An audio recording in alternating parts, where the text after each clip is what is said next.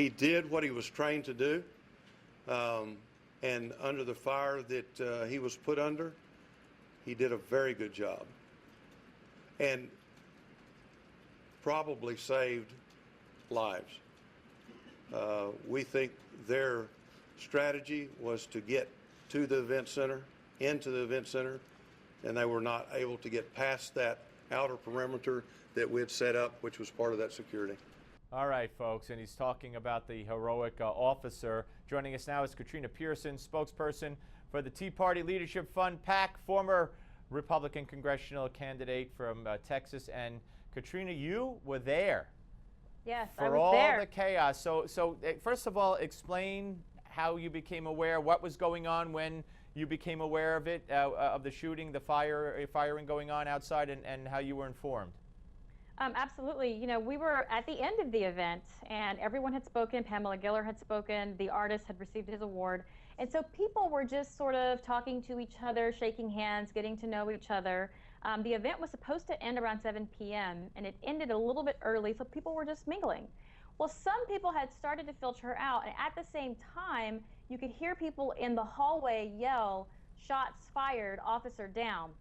So I thought it was a radio at first, and then people just started repeating it into the room. And so at that point, people began to go out the room, which is pretty much in front of this building. But before we could even get there, the Garland Police Department acted so rapidly and so efficiently, we couldn't even get to the door by the time the officers had come in. All of the exits, sealed the room, let us know what was going on, and told us to stay put because there was an active shooter outside and they wanted to make sure we were all safe. From that point, it got a little bit interesting because then we started to hear suspect was down, and then we heard the word explosives. And at that point, SWAT just scattered and just lined everybody up and says, we're going to move you further back away from the front of this building, because they weren't quite sure what else was going on outside. And when were you taken away? And I assume, because I saw pictures of it on TV, and were there two buses, school buses, that whisked you people away eventually? Yes, there were school buses removing us from the auditorium, which is where they were holding us until they could try to secure the perimeter. But it was such a big facility and a big area, and it was getting dark. They weren't confident that the area was secure, so they did relocate us. Amazing story about the two guards, one who was unarmed and one who was a traffic officer who had a gun and managed to take down two suspects who had AK-47s. And body armor. I mean, that is amazing. But let me ask you, what was the level of fear, at least within yourself, as this was going on? What was your worst scenario going through your head?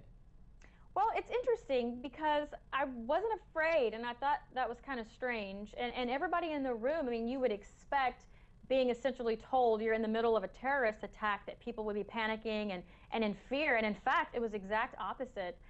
There was enough security present, and we felt secure, we felt safe, and nobody was really afraid. It was more of praying for the officer that was hit, praying for the officers keeping us safe, praying for our country even, which is actually what happened inside the auditorium when a woman removed the American flag from her purse. And then it was just, we all became one solid entity through strength, actually. So we weren't afraid. This was us standing up for the rights of the First Amendment, and we all came together and we stood strong in that.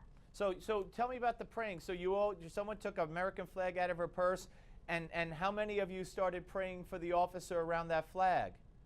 This was everyone. Like I said, it was like we were acting as one body. As soon as the woman pulled the flag out of her purse, everyone in the entire auditorium was just singing, "God bless America." After that, it was chanting USA.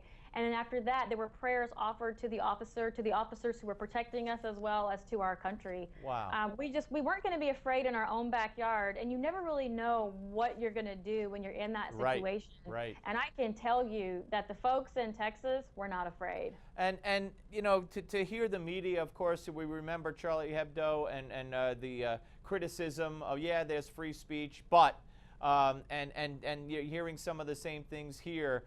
Yeah, you know, everybody has a right to draw the Prophet Muhammad or whatever, but you don't buy the "but" part, do you? Well, I don't, particularly that this was actually a secondary event.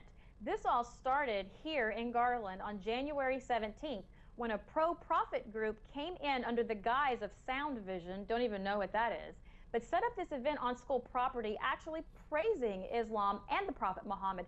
The problem that the citizens here had with that is their keynote speakers included imams that are traveling all over the world with anti-American propaganda, people who had been co-conspirators of previous attacks on U.S. soil. So we took issue with that. So Pamela Geller came to our event when we protested that event and spoke. And so we went to her event, which was in opposition to that event, because the Garland Event Center had to accept both sides of the coin. So what you saw last night was in response to the anti-free speech we saw back in January. All right. Well, listen, Katrina, appreciate it very much. Glad you're okay, and very fascinating insight, and thank you. We'll speak to you soon. Great to be with you. Thank you. All right, Katrina Pierson, folks. All right, coming up next, columnist and Bloomberg View columnist Ramesh Panaru. Don't go away.